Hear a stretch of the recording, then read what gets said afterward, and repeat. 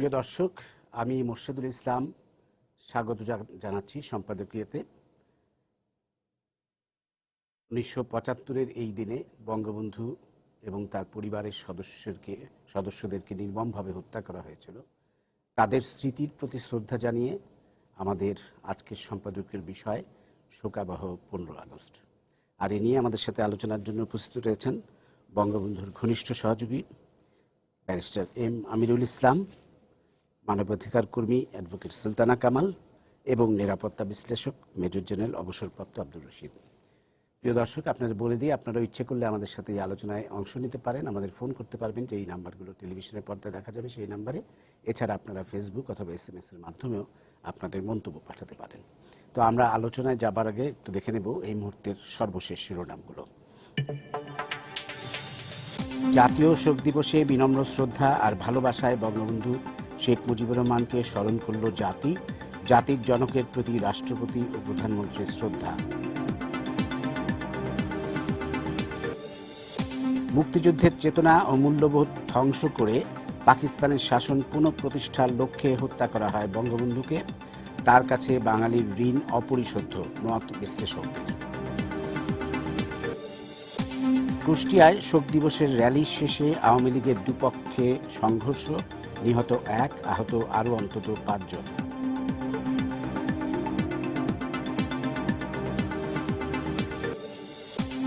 প্রথম প্রহরে না কাটলেও 15 আগস্টের দিনের শেষে গুলশানে নেতাকর্মীদের নিয়ে জন্মদিনের কেক কাটলেন বেগম জিয়া।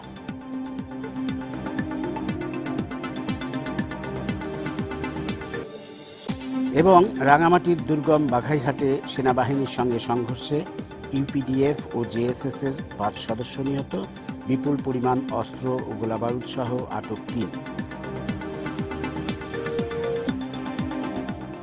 আমরা এবার চলে আসবো সরাসরি আমাদের আলোচনায়। ব্যারিস্টার এম আমিরুল ইসলাম, আপনার কাছে যাব। আপনি বঙ্গবন্ধুর অত্যন্ত ঘনিষ্ঠ সহচর ছিলেন। বঙ্গবন্ধুকে খুব কাছ থেকে দেখার সুযোগ হয়েছিল এবং অনেক গুরুত্বপূর্ণ দায়িত্ব আপনি তখন বঙ্গবন্ধুর নির্দেশে পালন করেছিলেন, আমাদের সংবিধান রচনা সহ বিভিন্ন দায়িত্ব। একটু যদি আপনার স্মৃতিচারণায় আমরা বঙ্গবন্ধুর কথা আজকে শুনতে চাই। আমি প্রথমেই গভীর শ্রদ্ধা নিবেদন করতে চাই বঙ্গবন্ধুর স্মৃতির প্রতি। সহস্র বছরের শ্রেষ্ঠ বাঙালি এবং এই ক্ষণজন্মা মানুষ, যিনি তাঁর সারাটা জীবন তিনি নিবেদিত হয়েছিলেন বাংলাদেশের মানুষের মুক্তির জন্য। এবং 40 বছর আগে এই দিনে যারা এই নৃশংস হত্যাকাণ্ড সংগঠিত করেছিল, যা কারবালা জালিয়ানওয়ালাবাগ হত্যার চাইতেও নির্মম একটি লজ্জাস্কর, যে একটি কলঙ্ক বাঙালি জাতির জন্য, এই কলঙ্ক যারা লেপন করেছিল তাদের প্রতি এই জাতির ঘৃণা, ধিক্কার জানানো হচ্ছে। বঙ্গবন্ধু শেখ মুজিবুর রহমান, যেটা আপনারা সকলেই জানেন, তার যে বিশাল সংগ্রামের যে সূত্রপাত হয়েছিল তৎকালীন সময়ে, এবং সেই সময় ব্রিটিশ বিরোধী আন্দোলন এবং স্বাধীনতার জন্য ভারতবাসী সবাই যখন একত্রিত হয়েছে, সে সময় তাকে সংগঠিত করবার জন্যে গ্রামে গঞ্জে শহরে লোকালয়ে যে পাকিস্তান আন্দোলনের জন্য যে সংগ্রামটা করেছিল, তার ভেতরে দুটি জিনিস ছিল। একটা হচ্ছে যে মুসলমানদের জন্য যে সেপারেট একটা দেশ যেমন চেয়েছিলেন, কিন্তু সেখানে মূল কথাটা ছিল যে স্বাধিকার। এই স্বাধিকারের বিষয়টি যেমন ছিল, তেমনি একটি ধর্মনিরপেক্ষ দিকটাও সেখানে স্থান পেয়েছিল। এই অর্থে যদি একটা মুসলমানদের জন্য, মুসলমান মেজরিটি অঞ্চলের জন্য দেশটা হবে, কিন্তু সেখানে কৃষক, শ্রমিক, সাধারণ মানুষের তাদের শোষণ থেকে মুক্তির যে বিষয়টা, জমিদারি প্রথা বিলোপ থেকে শুরু করে মহাজনের যে অত্যাচার, এ সমস্ত থেকে মুক্ত করবার যে বিষয়টা, অতএব এই আন্দোলনের ভিতরে যে সেকশনসটা এই প্রগতিবাদী চিন্তার একটা ধারণ করতেন, সেই নেতৃত্বটা গড়ে উঠেছিল হোসেন শহীদ সরওয়ার্দী এবং আবুল হাশিম সাহেবকে কেন্দ্র করে। এবং সেই সময় মুসলিম লীগের যে ম্যানিফেস্টো তৈরি করবার ক্ষেত্রেও একটা অর্থনৈতিক মুক্তির যে বিষয়টা সেটা সেখানে স্থান পেয়েছিল, যদিও সেটা আলটিমেটলি পাশ করা হয়নি, জমিদার বিলোপের বিষয়টা। কিন্তু এই ব্যাপারে আমরা লক্ষ্য করলাম যে বঙ্গবন্ধু এবং হোসেন শহীদ সরওয়ার্দী তারা আপনার আবুল হাশিম সাহেবের সাথে একত্রিত হয়ে যে পার্টি হাউস তৈরি করলেন। একটা পার্টি হাউস তৈরি হলো কলকাতায়, সেখানে আবুল হাশিম সাহেবেরা ওই পার্টি অফিসেই থাকতেন, ওখানে ক্লাস করে নিতেন এবং বঙ্গবন্ধু এবং তার সাথে আরও যারা প্রগতিশীল ছাত্র নেতারা ছিলেন তারা ক্লাস নিতেন। আবার ঠিক একইভাবে দেখলাম যে মোগলটুলি সেখানেও একটা পার্টি অফিস গড়ে তুলল। অতএব যদিও এই আন্দোলনটা ছিল যে তখন মানে যে আন্দোলনটা আমি মনে করি যে আমাদের ইয়েতে সামাজিক ক্ষেত্রে, এমনকি আমাদের সাহিত্য সংস্কৃতিতে, এমনকি রবীন্দ্রনাথ ঠাকুরের যে হেমর দুর্ভাগা দেশ, তার কবিতাতে যে কথাটা প্রকাশ হয়েছিল যে মানুষে মানুষে যে ধর্মবর্ণের কারণে তাকে যে একটা দাবিয়ে রাখার যে একটা চেষ্টা, অতএব বঙ্গবন্ধু কিন্তু এই দাবিয়ে থাকার বিরুদ্ধে, যে আমরা কেউ দাবিয়ে রাখতে পারবে না। তো সেই যে দাবিয়ে রাখতে পারবে না, এটা যদি ধর্মের নামে, বর্ণের নামে, শ্রেণীর নামে সাধারণ মানুষকে দাবি রাখা যাবে না। অতএব তারা যখন যে পাকিস্তান আন্দোলনটা করেছিল সেটা কিন্তু ওই দৃষ্টিভঙ্গি থেকে সে একটা করা হয়েছিল। এবং সেটা যখন দেখা গেল যে এই পাকিস্তান হলো বটে, কিন্তু এখানে বাঙালিদের যদি তারা মেজরিটি পিপল এবং তাদের মেজরিটি তখন কনস্টিটিউয়েন্ট অ্যাসেম্বলি থাকার কথা, কিন্তু এই কোটাতে, বাংলাদেশের কোটাতে দেখা গেল যে অনেকগুলো কনস্টিটিউয়েন্ট অ্যাসেম্বলির মেম্বার পশ্চিম পাকিস্তানের করা হলো, আমাদের মাইনরিটি করে ফেলা হলো কনস্টিটিউয়েন্ট অ্যাসেম্বলিতেও, যেটা হওয়ার কথা ছিল না। এইখান থেকে শুরু করে ভাষার বিষয়টা যখন আসলো, যে 1948 সালে যখন রাষ্ট্রভাষা কী হবে, তখন উর্দুর পাশাপাশি ধীরেন দত্ত কুমিল্লা থেকে তিনি দাবি করলেন যে এখানে বাংলাও রাষ্ট্রভাষা হতে হবে। এই বাংলা ভাষার দাবিতে যে আন্দোলন সংগ্রামটা গড়ে উঠল, এবং তার পূর্বেই দেখা গেছে যে এখানে বিশ্ববিদ্যালয়ে যে মিনিয়ালসদের নিয়ে, তৃতীয় শ্রেণীর কর্মচারী যারা, তাদেরকে নিয়ে যে বৈষম্য এবং তাদের উপরে যে অবিচার করা হচ্ছিল, সেখানে তিনি রুখে দাঁড়ালেন। এই সমস্ত আন্দোলনের ভিতরে তাকে জেলে যেতে হলো, এবং সেই জেল তাকে ফরিদপুর জেলে নিয়ে যাওয়া হলো, এবং সেখানে তার বিরুদ্ধে মামলা দেওয়া হলো, এবং সে অবস্থায় তিনি আবার অসুস্থ হয়ে পড়লেন। তাকে নিয়ে আসলো ঢাকা মেডিকেল কলেজে, এবং সেখান থেকে এই আমাদের 21শে ফেব্রুয়ারি যে দিনটিতে স্থির করা হলো যে 26শে ফেব্রুয়ারিতে অ্যাসেম্বলি বসবে এবং 21শে ফেব্রুয়ারিতে আন্দোলনটা শুরু হবে, এই তারিখটা নির্ধারণ করার ব্যাপারেও সব কিছুর ব্যাপারে তিনি কাজ করেছিলেন।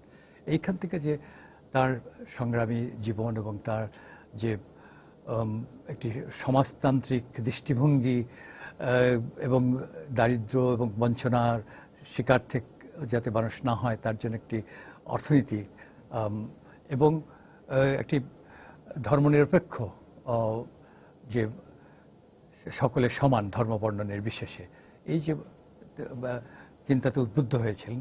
এবং সেইটার সাথে দেখা গেল যে পরবর্তী পর্যায়ে আওয়ামী লীগ গঠিত হলো, মৌলানা ভাসানী সাহেব আসলেন, বঙ্গবন্ধু তখন জেলখানাতে তাকে জয়েন্ট সেক্রেটারি করা হলো। জয়েন্ট সেক্রেটারি হলেন হক সাহেব, শামসুল হক সাহেব। শামসুল হক টাঙ্গাইলে মুসলিম লীগের ক্যান্ডিডেটকে পরাজিত করলেন বাই ইলেকশনে। অতএব এবং ঢাকা শহরটা ছিল একের সমস্ত নবাবদের কন্ট্রোলে, তাদের গুন্ডা পান্ডা সমস্ত তারা এখানে ডমিনেট করত। অতএব যখন বঙ্গবন্ধু যখন বেরিয়ে আসলেন এবং কাজ শুরু করলেন, তো প্রথমেই তার কাজটা হলো যে ওই ইসলামপুর থেকে শুরু করে নাজির বাজার থেকে শুরু করে কারমেন্টোলার আশপাশ দিয়ে সমস্ত তাদের লোকজন থেকে তিনি পেয়ে গেলেন, এবং সেখানে তাকে খুব বলিষ্ঠ ভূমিকা নিতে হয়েছিল। সেই বলিষ্ঠ ভূমিকাতে যে মিটিং ভেঙে দিতে চেয়েছে যিনি, সেই আবার কনভার্ট হয়ে গেছেন বঙ্গবন্ধুর কাছে, এবং নানা রকমের অত্যাচার করার চেষ্টা করেছে, মিছিল করতে গেছে বা মিটিং প্রচার করতে গেছে, মাইক্রোফোন কেড়ে নিয়ে গেছে। এই সমস্ত মোকাবেলা করতে যে উনি মহল্লায় মহল্লায় তার দুর্গগুলো গড়ে তোলা। এত বড় সংগঠক কিন্তু আমি আর কোথাও এর পাই না। সারা ভূভারত খুঁজলে এরকম একটা সংগঠক আর কাউকে আমি দেখতে পাই না। অতএব ওনার যে সংগঠন করবার ক্ষমতা, মানুষকে আপন করে নেওয়ার ক্ষমতা এবং আনকম্প্রোমাইজিং টোটালি, এবং তারপরে ঘটনা আপনারা জানেন যে ওনাকে সেই সময় লিয়াকত আলী খান যখন গভর্নর জেনারেল হলেন, সেই সময় তাকে পার্সু করছে, তিনি এখান থেকে ওখানে যাচ্ছেন, তাকে সবসময় আইবিরা পার্সু করছে। মৌলানা ভাসানী ইয়ার মোহাম্মদ সাহেবের বাড়িতে উঠেছেন, ওখান থেকে পার্সু করছেন। মৌলানা সাহেব বললেন যে তুমি লাহোরে যাও, করাচিতে যাও হোসেন শহীদ সাওয়াদি সাহেবের সাথে কথা বলো। উনি সেখানে কিভাবে গেলেন সে সমস্ত ইতিহাস তো আপনাদের মোটামুটিভাবে জানা আছে, এবং কীভাবে ফিরে গেলেন। তো এই যে স্ট্রাগলের ভিতর দিয়ে তিনি একটা পার্টি গঠন করলেন, এই আন্দোলনের সংগ্রামের ভিতর দিয়ে, তারপরে ঘাত প্রতিঘাত গিয়েছে, সেখানে গভর্নর শাসন আমরা জয়লাভ করেছি 1954 সালের নির্বাচনে। এখানে সরকার গঠন করার অধিকার তাদের। উনি যেদিন ওত নিচ্ছেন শেখ মুজিবুর রহমান সাহেব, তিনি সেই দিন দেখছেন যে একটা কনস্পিরেসি করে আদমজিতে রায়ট লাগিয়েছে, তিনি সেখানে হ্রাস করছেন। এই যে একটা বাঙালি এবং অবাঙালিদের রায়ট বাঁধিয়ে দিয়ে এইটা সাবভার্ট করার যে পরিকল্পনা, এগুলো চলছে। পাশাপাশি দেখা যাচ্ছে যে তৎকালীন সময় যে আন্তর্জাতিক অবস্থা, আমেরিকার সাথে পাকিস্তানের মিলিটারি প্যাক্ট হচ্ছে, এই নির্বাচনের পর এই অজুহাতগুলো সৃষ্টি করে তারা সরকার ভেঙে দিল, 92 ক ধারা জারি করলো। বঙ্গবন্ধুর সাথে আমরা হাজার হাজার নেতাকর্মীরা সব আমরা বন্দী হলাম জেলখানায়। আমাদের দীর্ঘায়িত হচ্ছে 3 মাস পর পর আমাকে কুষ্টিয়া, পাবনা, রাজশাহী, ঢাকা জেলে আসলাম। জেলে তখন বঙ্গবন্ধু সেখানে আছেন, কিন্তু আমাদের দেখা হওয়ার উপায় নেই, সব সেগ্রিগেট করে রেখেছে। তারপরে এর ভিতর থেকে যে আলটিমেটলি যে কথাটা উনি 6 দফাতে বললেন, এটা খুব ইম্পর্ট্যান্ট যে আমরা সেখানে শুধুমাত্র রাজনৈতিক ক্ষেত্রে না, অর্থনৈতিক ক্ষেত্রে এবং রাজনৈতিক ক্ষেত্রে উভয় ক্ষেত্রেই আমাদের যে স্বাধিকারের কথাটা, এবং সেটাকে তিনি বললেন যে ক্রাইসিসটা তখন হয়েছে, তখন এই পাক ভারত যে যুদ্ধটা হয়েছে, যুদ্ধের পর যে ক্রাইসিসটা গ্রো করেছে, সেই ক্রাইসিসের তাশকেন্ত চুক্তি, সেটা নিয়ে পাকিস্তান যখন খুব আন্দোলন দানা বেঁধে উঠেছে, তো সেই সময় ওই গোল টেবিল বৈঠক ডেকেছে অপোজিশন লিডার্সদের।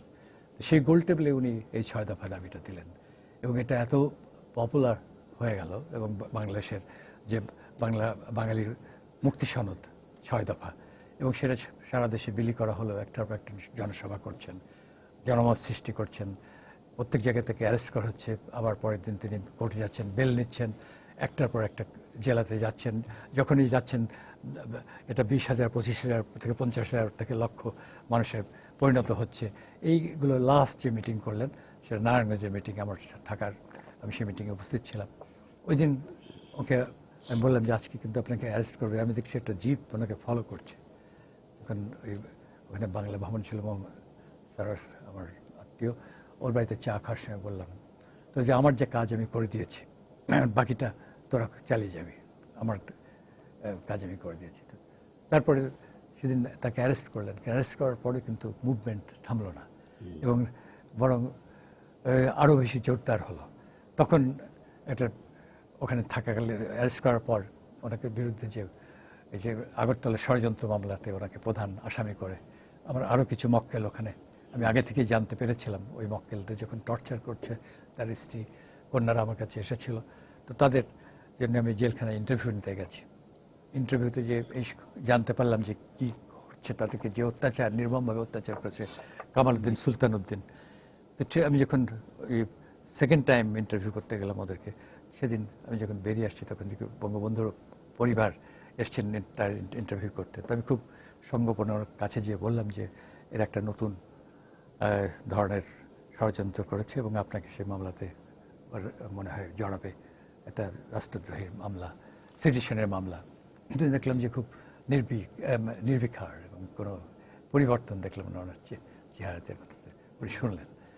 তো তারপরে আমরা তো যখন ওনাকে ক্যান্টনমেন্টে নিয়ে গেল এবং ট্রায়াল শুরু হলো জাস্টিস এস এ রহমানের চেয়ারম্যানশিপে এবং মকসুদুল হাকিম এবং জাস্টিস এমআর খান ট্রাইব্যুনাল, সেই ট্রাইব্যুনালে আমরা বিলেত থেকে আইনজীবী নিয়ে আসলাম। টম উইলিয়ামস আমাদের ব্রিটেনেও খুব শক্ত ঘাঁটি ছিল।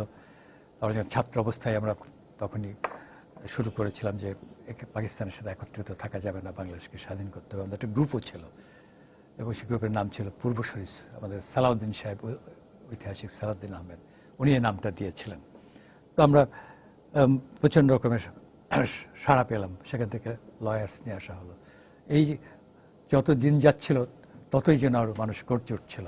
অতএব তার নেতৃত্ব একটা সফলতার দিকে এগোচ্ছে। জেল থেকেও তিনি অনেক বড় একটা শক্তিতে পড়তেন। ওইদিকে যখন মিলিটারি ক্রাইসিসটা শুরু হলো রাওয়ালপিন্ডিতে এবং ইসলামাবাদে,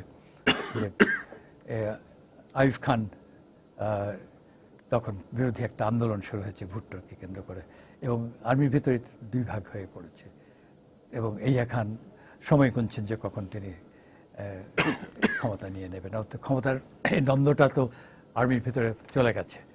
ঠিক সেই সময় যে রাউন্ড টেবিল কনফারেন্স ডাকলো অপোজিশনসে, সেখানে বলা হলো যে বঙ্গবন্ধুকে মুক্ত না করলে, দিন না গেলে পরে এই কনফারেন্স হবে না। সেখানে উনি তাজউদ্দিন সাহেবকে, আমাকে, ডক্টর কামাল হোসেন সাহেবকে পাঠিয়েছিলেন তখন জেলখানায় এবং তখন আমরা ফিরে এসে বললাম যে ওখানকার পরিস্থিতি অবস্থা কী। আলটিমেটলি তো তাকে ছাড়তে হলো এবং তাকে বঙ্গবন্ধু উপাধি দেওয়া হলো।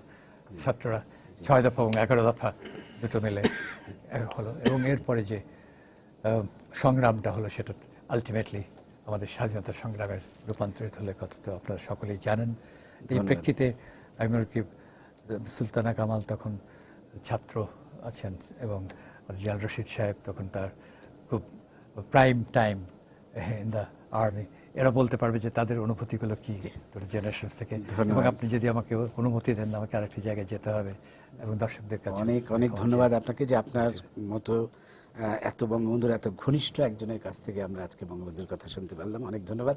আপনার একটা প্রোগ্রাম আছে আপনি বলছিলেন, তো আমার মনে হয় যে আমরা বাকিদের নিয়ে আলোচনা চালিয়ে যাব। আপনাকে অনেক ধন্যবাদ। আমরা আবার আলোচনায় ফিরে আসবো, কিন্তু আমাদের সাথে একজন দর্শক সম্ভবত আছেন টেলিফোনে। দর্শক কি এখনো আছেন লাইনে? আমরা দর্শকের ফোনটা নিয়ে নিই। প্রিয় দর্শক, আপনার পরিচয়টা দিয়ে প্রশ্নটা করুন। হ্যালো, আসসালামু আলাইকুম। ওয়ালাইকুম আসসালাম। আমি মোহাম্মদ রমজান আলী, পার্বত্য খাগড়াছড়ি পানছড়ি উপজেলা থেকে বলছিলাম। জি। আমার প্রশ্ন ব্যারিস্টার স্যারের কাছে। জি। বর্তমান আজকে 15ই আগস্ট বঙ্গবন্ধুর 40তম মৃত্যুবার্ষিকী পালন হলো। জি। বর্তমান সরকার 6.5 বছর পর পর ক্ষমতায়, জাতির জনকের কন্যা। বঙ্গবন্ধুর 6 জন খুনি বাংলাদেশের বাইরে বিভিন্ন স্থানে অবস্থান করতেছে, বিভিন্ন দেশে। বর্তমান সরকার জানে তারা কোথায় আছে, কিন্তু এরপরও 6.5 বছরের মধ্যে এই 6 খুনি থেকে একটা খুনিকে তারা এ পর্যন্ত দেশে আনে বিচার করতে পারলেন না। তাহলে আমাদের পররাষ্ট্রনীতি কি দুর্বল? আমি বিনয়ের সহিত জানতে চাচ্ছি। ধন্যবাদ। যে দর্শক যে প্রশ্নটা করেছেন যে বঙ্গবন্ধুর খুনিদের বিচার হয়েছে এবং 5 জনের শাস্তি কার্যকর হয়েছে, ফাঁসি কার্যকর হয়েছে, কিন্তু বাকি 6 আসামি এখনো পলাতক আমরা জানি। একজনের মৃত্যু হয়েছে বলে আমরা জানি। 6 জনের এখনো কিন্তু 6 জনকে ফিরিয়ে আনা যাচ্ছে না। তো সেই ক্ষেত্রে বাংলাদেশের পররাষ্ট্রনীতি কতটা কার্যকর, এই প্রশ্ন করেছেন। এটা কি আপনি একটু বলবেন সুলতান আপা? তারপরে আপনার কাছে অন্য প্রশ্ন ধন্যবাদ। যাব। প্রথমে আমি আজকে 15ই আগস্টে বঙ্গবন্ধুর প্রতি এবং তার পরিবার পরিজন যারা একই সঙ্গে ঘাতকের গুলির আঘাতে নিহত হয়েছেন তাদের প্রতি এবং তার অন্যান্য যারা স্বজন ছিলেন, সঙ্গী ছিলেন, তাদেরকে একই রাত্রে অনেককে হত্যা করা হয়েছে, প্রত্যেকের প্রতি আমার গভীর শ্রদ্ধা নিবেদন করছি। যে প্রশ্নটা এসেছে, আসলে সেই প্রশ্নটা আমরা ওইভাবে বিশ্লেষণ করব না যে বাংলাদেশের পররাষ্ট্রনীতির উপরে এটা নির্ভর করছে কিনা। এটা অনেকটাই নির্ভর করছে যে সমস্ত দেশে এই ব্যক্তিরা আশ্রয় গ্রহণ করেছে কিংবা লুকিয়ে আছে তাদের পররাষ্ট্রনীতির উপরে, কিংবা তাদের যেই আন্তর্জাতিকভাবে তারা এই সমস্ত বিষয় যেভাবে দেখে সেটার উপরেই। কারণ কিছু কিছু দেশের যারা মৃত্যুদণ্ড সমর্থন করে না, তারা মৃত্যুদণ্ড প্রাপ্ত ব্যক্তিকে কখনোই এমন দেশে ফেরত পাঠাবে না যেখানে মৃত্যুদণ্ড হতে পারে।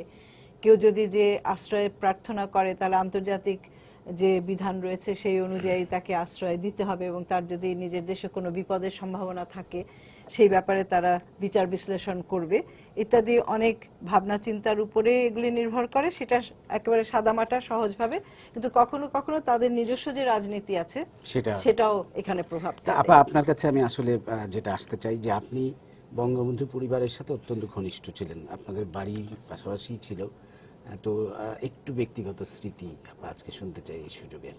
হ্যাঁ, ব্যক্তিগত স্মৃতি তো অনেকই আছে, নানাভাবে আমাদের সঙ্গে, আমাদের পরিবারের সঙ্গে বঙ্গবন্ধুর পরিবারের নানা ধরনের সংযোগ ঘটেছে, এবং একসঙ্গে আমরা বড় হওয়ার সুযোগ পেয়েছি ছেলে মেয়েরা দুই পরিবারের। বর্তমান প্রধানমন্ত্রী শেখ হাসিনা আর আমি একদম ক্লাস 3 থেকে এক স্কুলে একসঙ্গে পড়াশোনা করেছি, মেট্রিক পর্যন্ত একই স্কুলে থেকেছি, এবং পরবর্তী সময় বিশ্ববিদ্যালয়ে একসঙ্গে গেছি। আমাদের সেই সময়টা তো উত্তাল সময়, আমরা বিশ্ববিদ্যালয়ে পড়েছি 67 থেকে 71 পর্যন্ত, এবং সেই সময়টায় একটা বিরাট ঘটনার সময় তো বাংলাদেশের জন্য, তদানীন্তন পূর্ব পাকিস্তান। কাজে ওই সমস্ত ঘটনায় তো আমরা সব একসঙ্গে পথ চলেছি, একসঙ্গে আন্দোলন করেছি, একে অপরের সুখ দুঃখে একাত্মবোধ করেছি, এবং আমার মার সঙ্গে বর্তমান প্রধানমন্ত্রীর একটা বিশেষ সম্পর্ক ছিল।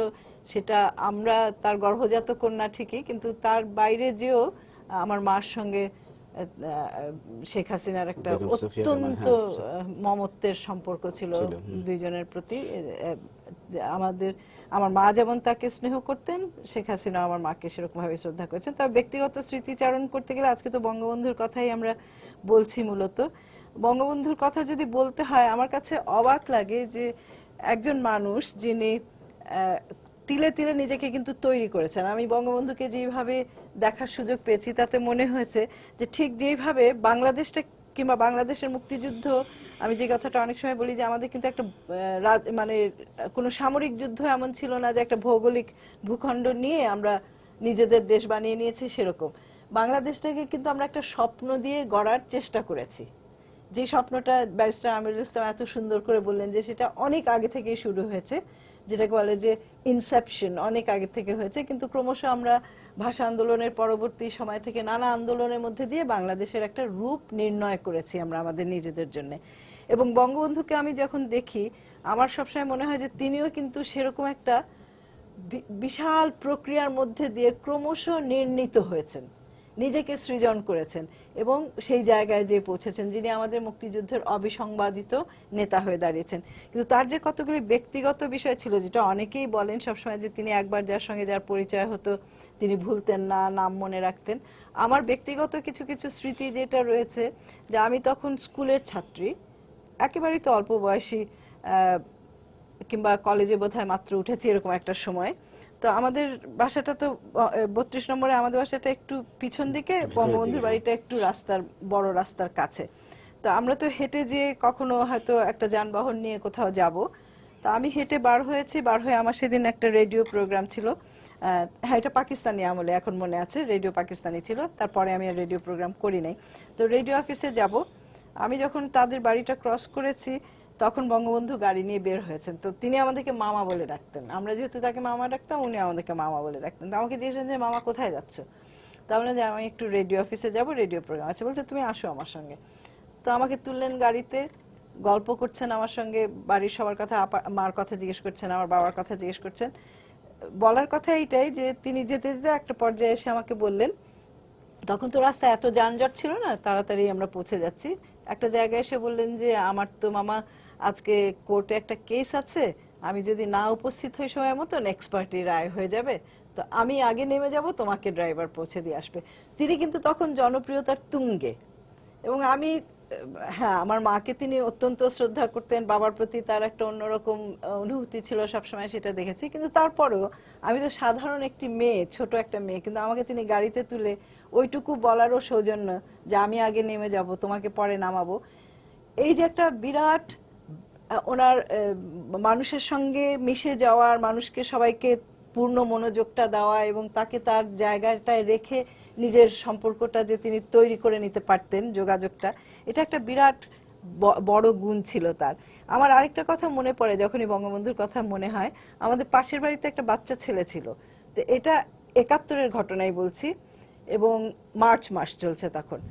আমরা তো সারাক্ষণ মিটিং মিছিল করছি, এখানে যাচ্ছি ওখানে যাচ্ছি। সেই বাচ্চাটা সকাল থেকে আমাদের বাড়িতে বসে আছে। তার বাবা বিমানের পাইলট ছিলেন, ওর নাম ছিল আসফার। আমি বাড়িতে এসেছি, আমার বাবা বলছেন ও তো সকাল থেকে বসে আছে এখানে, কিছু খাচ্ছে না কিছু না, ও বঙ্গবন্ধুকে দেখবে। এই যে বঙ্গবন্ধুর তখন যে কোথায় যে মানে এটা লেগেছে, ছোঁয়াটা লেগেছে, অতটুকুন একটা শিশুর মনেও কিন্তু বঙ্গবন্ধুর ধারণাটা ছুঁতে পেরেছে। তো সে আমাকে বলছে যে আমি বঙ্গবন্ধুকে দেখবো। তো আমি বলছি উনি তো নিশ্চয়ই খুব ব্যস্ত। একদম আমি তারিখটাও বলি, এই জন্য আমি বলতে চাই এই গল্পটা 6ই মার্চ। তখন আমি শেখ হাসিনাকে ফোন করলাম যে একটা বাচ্চা সকাল থেকে বসে আছে, একটু মামাকে দেখতে চাইছে, কি করা যায়? তো বলছে আব্বা তো আজকে ভীষণ ব্যস্ত। এই কথাটাও তিনি বললেন যে আজকে 4 খলিফার সঙ্গে মিটিং চলছে সারাক্ষণ। তারপর কিন্তু আব্বা 4টার সময় চা খান, দরজা খুলে আমাকে ডাকবেন, তখন যদি তুই আসতে পারিস বাচ্চাটাকে নিয়ে, আব্বার সঙ্গে হয়তো দেখা হতে পারে। তো আমি ওকে নিয়ে গেলাম। ঠিকই 4টার সময় বঙ্গবন্ধু দরজা খুলে হাসিনাকে ডাকলেন।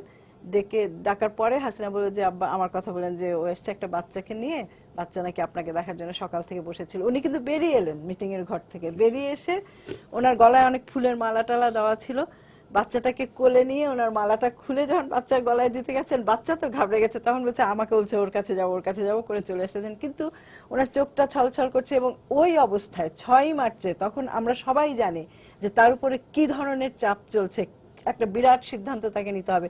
এবং ওই যে 4 জন ছাত্রনেতার সঙ্গে তিনি মিটিং করছেন তখন, কিন্তু বাচ্চা এসেছে শুনে কিন্তু তিনি বেরিয়ে এসেছেন। ওই মানে তাচ্ছিল্যটা তিনি দেখান নাই যে না একটা বাচ্চা এসেছে আর আমার সঙ্গে তো সবসময় দেখা হচ্ছে, বলাই যেত যে না আমি খুব ব্যস্ত, আমি তখন বের হতে পারবো না। কিন্তু তিনি এলেন, এবং এটা যে শুধু আমাদের সঙ্গে করেছেন তা তো না। তো ব্যক্তিগত স্মৃতিচারণা থেকে ওর সম্পর্কে এটা বলা যায় যে সেই জন্যই উনি কিন্তু জনমানুষের নেতা হয়ে উঠতে পেরেছিলেন, যেটা আমার পরিবারের সবাই আমরা মনে করি যে এই যে একটা মানুষের সঙ্গে সম্পৃক্ত হওয়ার ঘটনা, যেটা আমার মারও অনেকখানি এই গুণটার জন্য তিনি সবার কাছের এত মানুষ হতে পেরেছিলেন। যেই তার কাছে যেত সবাই ভাবতো যে আমি তার সবচেয়ে কাছের মানুষ, আমাকেই তিনি সবচেয়ে ভালোবাসছেন। এটা যে তিনি মানুষকে দিতে পারতেন, সেই জন্যই কিন্তু ৭১-এ যখন যুদ্ধটা হয়েছে তিনি তো শারীরিকভাবে আমাদের সঙ্গে থাকতে পারেন নাই, তাকে তো বন্দি করে নিয়ে যাওয়া হয়েছে, যে কোনো মুহূর্তে মৃত্যুর একটা পরোয়ানা তার উপরে। কিন্তু প্রতিটি মানুষ তাকে নেতা মেনেই যুদ্ধ করেছে, তাকেই ভেবেছে যে ইনি আমাদের নেতা। এই যে মানুষের লোক হয়ে যাওয়ার ক্ষমতা, এই ক্ষমতাটাই তো একজন নেতার একটা বিরাট বড়, আমি বলবো যে মহৎ গুণ, যেটা তার মধ্যে ছিল। এবং আমি এই জন্যই মনে হয় যে তার হত্যাকাণ্ডটা শুধুমাত্র যে তাকে হত্যা করা হয়েছে তা না, আমাদের রাজনীতির একটা গুণগত পরিবর্তন এনে দিয়েছে তার অনুপস্থিতিটা, তাকে এইভাবে সরিয়ে ফেলাটা। এবং সেটাই বোধহয় উদ্দেশ্যমূলক ভাবেও করা হয়েছে। এবং আজকে বাংলাদেশের যে পরিস্থিতি, বাংলাদেশের যে নানা উদ্বেগ, নানা শঙ্কার মধ্যে আমরা বাস করছি, এর অনেকটাই কিন্তু তৈরি হয়েছে এই কারণে যে সেই ধারাবাহিকতাটা ৭১ থেকে ৭৫ পর্যন্ত। হ্যাঁ, একজন শাসক যখন দেশ শাসন করেন মানুষের অনেক প্রশ্ন ওঠে, গণতন্ত্রে সেটাই স্বাভাবিক যে মানুষ প্রশ্ন করবে, মানুষ তার বিরুদ্ধে কথা বলতে পারে, নানাভাবে সেটা জানান দেওয়ারও চেষ্টা করবে, সেটাও হয়েছে, একদম যে হয়নি সেটা না। কিন্তু সবচেয়ে বড় কথা যে সেই ধারাবাহিকতাটা বাংলাদেশকে গড়ে তোলার এবং সেটার সঙ্গে নিজেদেরকে সঙ্গে সঙ্গে তৈরি করার যে প্রক্রিয়া বঙ্গবন্ধু নিজের জীবন দিয়ে দেখিয়েছেন, সেটা যদি আদর্শ হিসাবে আমাদের সামনে থাকতে পারতো, যদি বাংলাদেশের মানুষ সেটাই অনুসরণ করতে পারতো যে না এই দেশের সঙ্গে সঙ্গে এই দেশের জন্য, মানুষের জন্য আমাকেও তৈরি করতে হবে, সেই যে একটা বিরাট দার্শনিক একটা মনোভঙ্গি ছিল মানুষের, আমার মনে হয় যে ৭৫-এর হত্যাকাণ্ড সেটাকেই অনেক বড় করে আঘাত এনেছে, যার জন্য আজকে আমরা এই পরিস্থিতিতে পড়েছি এসে। ধন্যবাদ আপা। আমি মেজর জেনারেল আব্দুর রশিদ আপনার কাছে যাব সম্পূর্ণ অন্য বিষয়, যে ৭৫-এ যে ঘটনাটা ঘটলো 15ই আগস্ট, আর্মির একটা চেইন অফ কমান্ড ভেঙে গেল এবং আর্মির সেনাবাহিনীর কিছু নিচু পর্যায়ের বা মধ্যম পর্যায়ের নেতা মানে কর্মকর্তা তারা ঘটনাটা ঘটালেন। এইটা কিভাবে সম্ভব হলো? এবং সেনাবাহিনীর উচ্চ পর্যায়ে যারা দায়িত্বে ছিলেন, বিশেষ করে সেনা প্রধান, তিনি কি কিছুই জানতে পারলেন না? এবং তাদের ভূমিকাগুলো কি, এগুলো আমাদের এখন তো বিশ্লেষণ করার প্রয়োজন আছে। যেমন আমরা যতটুকু জানি যে বঙ্গবন্ধু যখন কে এম শফিউল্লাহকে ফোন করলেন তৎকালীন সেনাপ্রধান, তিনি বললেন আই এম ডুইং সামথিং এবং বললেন যে can you come out from the house, মানে কিন্তু তিনি গেলেন না। আবার তার যে সামরিক সচিব ছিলেন কর্নেল জামিল, তিনি ফোন পেয়ে ছুটে গেলেন এবং আত্মাহুতি দিলেন। তো এই ব্যাপারগুলো আপনি যদি একটু বলেন একজন সেনাবাহিনীর একজন কর্মকর্তা হিসেবে। প্রথমে আজকের দিনে কথা বলতে গেলে খুব আবেগ চলে আসে নিঃসন্দেহে। আপার মতো আমি এত কাছে যাওয়ার সুযোগ আমার হয়নি। আমার জীবনে যখন আমি ছাত্র ছিলাম তখন আমি বঙ্গবন্ধুকে একবারই দেখার সুযোগ পেয়েছিলাম খুব কাছ থেকে। তো সেই ব্যক্তিত্ব আমার কাছে সবসময় ফুটে ওঠে। তো সবচেয়ে বেশি আমি দুঃখ পাই এই জন্যে যে আমিও সামরিক বাহিনীতে কাজ করেছি, সেই সময় আমি অবশ্য ছাত্র ছিলাম যখন ওনাকে হত্যা করা হয়। পরবর্তীতে সামরিক বাহিনীতে কাজ করে সামরিক ব্যবস্থা সম্পর্কে আমার জ্ঞান হয়েছে। তবে আমি লজ্জা পাই যখন দেখি যে আমাদের মতো পোশাকধারীরাই তাদের শপথ ভেঙে ওনাকে হত্যা করেছে। কারণ যখন আমি একাডেমি থেকে বের হই তখন আমাকে একটা শপথ নিতে হয়। সে শপথটা ছিল এটি যে সংবিধান এবং রাষ্ট্রপতিকে রক্ষা করার, জীবন দিয়ে হলো, আর তারা তার জীবন নিয়েছে। এই জায়গাটা আপনি যে প্রশ্নটা করলেন সেটি হচ্ছে যে আমরা যত গবেষণা করেছি, যত তথ্য দেখেছি, যত সিস্টেম আমাদের জানা আছে, যে আমি শুধু একটি ছোট করে বলতে চাই যে বঙ্গবন্ধুকে হত্যা করা হয়েছে ভোরের দিকে যখন ফজরের আজান হচ্ছে, এবং দুপুরে ওই দিন শুক্রবার ছিল, জুম্মার নামাজের পরে মন্ত্রিসভা শপথ নিয়েছে। একটি এত বড় ঘটনা, একটি রাষ্ট্রপতিকে হত্যা করে নতুন একটি সরকারকে প্রতিস্থাপন এত স্বল্প সময়ে করাটা হচ্ছে এটি সুপরিকল্পনার একটি অংশ। তাহলে এটা কখনোই সম্ভব না। যারা রাজনীতি করেন তারাও জানেন যে একটি সরকার গঠন করতে, ক্যাবিনেট ফর্ম করতে কত আদান প্রদান করতে হয়। এখন হচ্ছে সামরিক বাহিনীর যখন কিছু খুবই সামান্য, যদি বলি দুইটা ইউনিট, একটা ট্যাঙ্ক বাহিনীর একটা ইউনিট যেটা ফারুকের নেতৃত্বে ছিল, একটি আর্টিলারি ইউনিট রশিদ যেটার ছিলেন, নেতৃত্বে ছিলেন। তৎকালীন স্টেশন কমান্ডার কর্নেল আব্দুল হামিদের ভাষায় উনি বইতে লিখেছেন যে 900 জন মতো সৈনিক হবে। আর পুরো আর্মি কিন্তু তখন ইনট্যাক্ট আছে, এরা অংশগ্রহণ করেছে ওই জঘন্যতম হত্যায়। ওই ঢাকাতেই তখন ঢাকা ব্রিগেড বা 46 ব্রিগেড নামে, তার ভাষাতে তখন তার হাতে 4000 সৈন্য আছে। এরকম একটি অবস্থায় যখন আক্রমণটা হওয়ার পরে যখন বঙ্গবন্ধু ডাক দিলেন, হেল্পের জন্য চাইলেন, শুধু আমি সামরিক বাহিনীর কথা বলছি না, কোন বাহিনী তাকে হেল্প করেছে? কোনো বাহিনী হেল্প করেনি। পুলিশ, বিডিআর, রক্ষী বাহিনী সব। এই যে নিশ্চুপ যে একটি অবস্থা, এটি প্রমাণ করে একটি সুপরিকল্পিত ষড়যন্ত্রের বিষয়টি, এটি আমাদেরকে সুস্পষ্ট করে দেয়।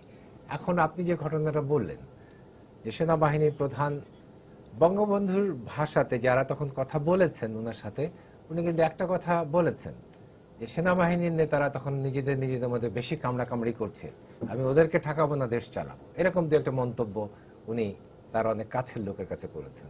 তাতে বোঝা যায় আপনি যেটা বলছেন যে কমান্ড স্ট্রাকচারের ভেতরে একটা ব্যাপক গলদ ছিল এটি। আরেকটি হচ্ছে যে আমাদের বাংলাদেশ হবার পরে যেদিন থেকে বাংলাদেশ মুক্তিযুদ্ধ চলছে, তখন আমরা দেখেছি যে ষড়যন্ত্রের যে অংশটি, যখন আমি যদি সঠিক হয় 8 সেপ্টেম্বরের দিকে হবে, তৎকালীন পররাষ্ট্রমন্ত্রী মোশতাক আহমেদ কলকাতায় মার্কিন কনসুলারের সাথে যোগাযোগ করে, এবং উনি তখন তাকে প্রস্তাব দিচ্ছেন কনফেডারেশন এবং বাংলাদেশ শান্তিতে ফেরত আসতে চাচ্ছে একটা কনফেডারেশন করে বঙ্গবন্ধুর মুক্তির বিনিময়ে।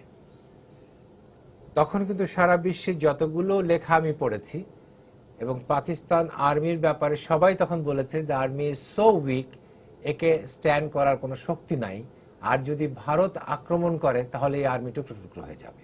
সেটি ছিল একটা অ্যাসেসমেন্ট। সে সময় তিনি এই প্রস্তাব দিচ্ছেন, তার মানে সেখানে বোঝা যায় যে সামরিকভাবে বিজয় হচ্ছে একদম সন্নিকটে। পররাষ্ট্রমন্ত্রী হিসেবে উনি করলেন, তখন থেকে এই যে আমাদের ষড়যন্ত্রের যে গন্ধ তখন থেকেই পাকানো শুরু হয়েছে। বাংলাদেশ স্বাধীন হওয়ার পরে আমরা যেটা দেখলাম এর দুটো দিক সুস্পষ্টভাবে ফুটে উঠলো, একটি সামরিক দিক, একটি হচ্ছে রাজনৈতিক দিক। আপনি আরেকটা জিনিস দেখেন, বঙ্গবন্ধু যখন দেশটিকে নিলেন, ওনার যে ক্ষমতা, এর ফলেই কিন্তু যে দেশে যখন একটি টাকা নেই, পয়সা নেই, স্কুল নেই, 200 ব্রিজ পড়ে গেছে, কিছুই নেই, যুদ্ধ ব্যবস্থার দেশকে উনি গড়তে চাইলেন, উনি যখন এগিয়ে যাচ্ছেন সেই মুহূর্তে সারা বিশ্বের কাছে উনি সাহায্যও চাইলেন, এগিয়ে যাচ্ছেন, তখন দেখা যাচ্ছে যে আমাদের এখানে খাদ্য সংকট দেখা দিল, আমাদের দুটো হারভেস্ট ভালো মতো হয়নি। তখন ওই বছরে 74-এ, যেটিকে সবাই দুর্ভিক্ষ বলে, ইতিহাস এখন খুঁজলে পাওয়া যায়, মার্কিন দলিল থেকেও পাওয়া যায়, যে বছরের শুরুতেই 3 দেশের সাথে বাংলাদেশ চুক্তি করেছিল, যেটিকে এখন সবাই এটাকে ফুড পলিটিক্স নামে অভিহিত করেন।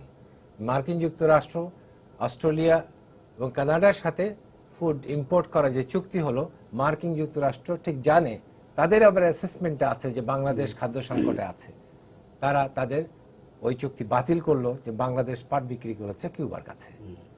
এটি হচ্ছে ফুড পলিটিক্স। এটা কেন করা হলো? যে বাংলাদেশে একটি ইচ্ছাকৃতভাবে খাদ্য সংকট সৃষ্টি করা হবে, এবং যার ফলে, যেটা আপা বললেন, যে ওনার গণতান্ত্রিক দেশে ওনার যে একটি পপুলারিটি আছে, হাইয়েস্ট ফর্ম অফ পপুলারিটি, এটাকে কিভাবে নামিয়ে আনা যায়, এই জন্য আরো অনেক প্রক্রিয়া ব্যবহার করা হচ্ছে। এতগুলো কথা আমি বলতে চাচ্ছি না।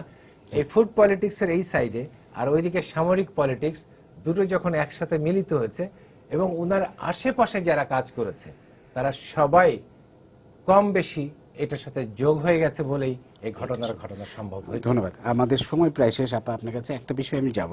অনেকেই আজকাল বলেন যে বঙ্গবন্ধুর খুনিদের বিচার হয়েছে, অনেকে হয়তো ফাঁসি দেওয়া যায়নি বা বিচার প্রক্রিয়া সম্পন্ন হয়েছে, কিন্তু যারা এর পেছনে ছিল রাজনৈতিক মদতদাতা, যারা এই খুনিদের ইন্ডেমনিটি অধ্যাদেশ জারি করে রক্ষা করেছে, বিদেশে চাকরি দিয়ে পুরস্কৃত করেছে, এবং পরবর্তীকালে যারা পাকিস্তানি এই রাজাকারদের গাড়িতে বাংলাদেশের পতাকা উড়িয়েছে, তাদেরও বিচার হওয়া উচিত। এই প্রশ্নটা কিন্তু উঠছে এখন। আপনি কি বলবেন? খুব সময় কম পায়। আচ্ছা, আমার মনে হয় যে এরাও একইভাবে দোষী, বাংলাদেশের আজকে যেই সংকটগুলি তৈরি হয়েছে সেটার জন্য, এবং বাংলাদেশকে যে রাজনৈতিকভাবে, সামাজিকভাবে, সাংস্কৃতিকভাবে এমন একটা পর্যায়ে নিয়ে গেছে, যে কথাটা আমাদের এখন দুঃখের সঙ্গে চিন্তা করে নিতে হয়, যে হয়তো মুক্তিযুদ্ধের যে স্বপ্নের বাংলাদেশ ছিল, সেই পথে আমরা আর অনেক দিনের মধ্যে এগোতে পারবো না, এত পিছিয়ে নিয়ে গেছে। কাজেই দেশের এত বড় ক্ষতির জন্য তাদেরকে অবশ্যই জবাবদিহিতার সম্মুখে আনা উচিত। ধন্যবাদ আপা। আমরা আশা করি যে এই বঙ্গবন্ধুর আদর্শ আবার আমরা বাংলাদেশে পুরোপুরি ফিরিয়ে আনতে পারবো, এবং বঙ্গবন্ধুর আদর্শে এবং মুক্তিযুদ্ধের চেতনায় বাংলাদেশ ফিরে আসলে পরেই বাংলাদেশ আবারও এগিয়ে যাবে, এবং আমরা হয়তো বঙ্গবন্ধুর প্রতি শেষ প্রকৃত শ্রদ্ধা জানাতে পারবো। আপনাদের আন্তরিক ধন্যবাদ জানিয়ে শেষ করছি আজকে সম্পাদকীয়। সবাইকে শুভেচ্ছা। আগামীকাল আবারও দেখা হবে রাত 10টায়। দেখার আমন্ত্রণ রইল। শুভরাত্রি।